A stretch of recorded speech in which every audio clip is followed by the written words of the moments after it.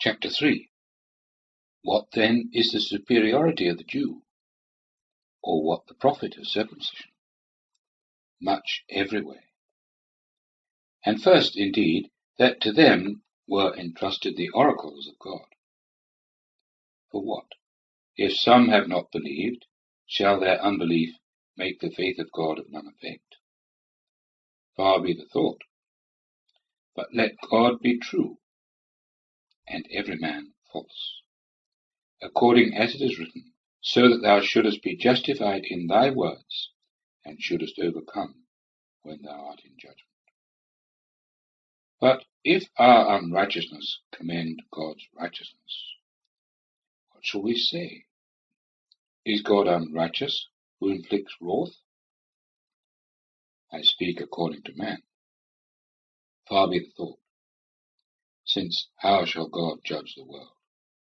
For if the truth of God in my lie has more abounded to his glory, why yet am I also judged as a sinner, and not according as we are injuriously charged, and according as some affirm that we say, let us practice evil things, that good ones may come, whose judgment is just.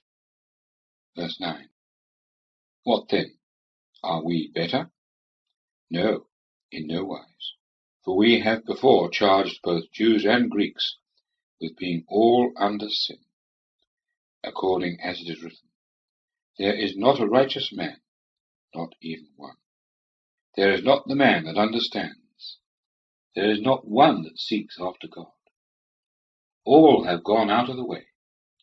They have together become unprofitable. There is not one that practices goodness. There is not so much as one. Their throat is an open sepulchre. With their tongues they have used deceit. Asps' poison is under their lips, whose mouth is full of cursing and bitterness. Swift their feet to shed blood. Ruin and misery are in their ways, and way of peace they have not known. There is no fear of God before their eyes.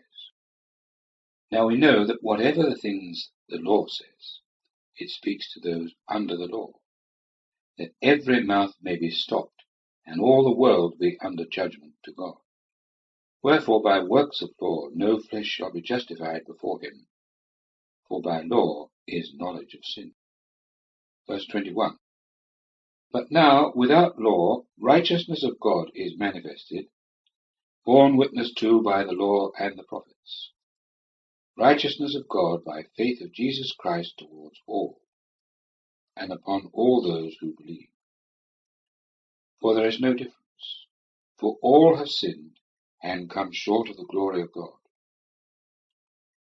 being justified freely by his grace through the redemption which is in Christ Jesus, whom God has set forth a mercy seat through faith in his blood, for the showing forth of his righteousness in respect of the passing by the sins that had taken place before, through the forbearance of God, for the showing forth of his righteousness in the present time, so that he should be just, and justify him that is of the faith of Jesus. Where then is boasting? It has been excluded. By what law? Of works? Nay, but by law of faith. For we reckon that a man is justified by faith, without works of law. Is God the God of Jews only? Is he not of the nations also? Yea, of nations also. Since indeed it is one God who shall justify the circumcision on the principle of faith, and uncircumcision by faith. Do we then make void law by faith? Far be the thought. No, but we establish law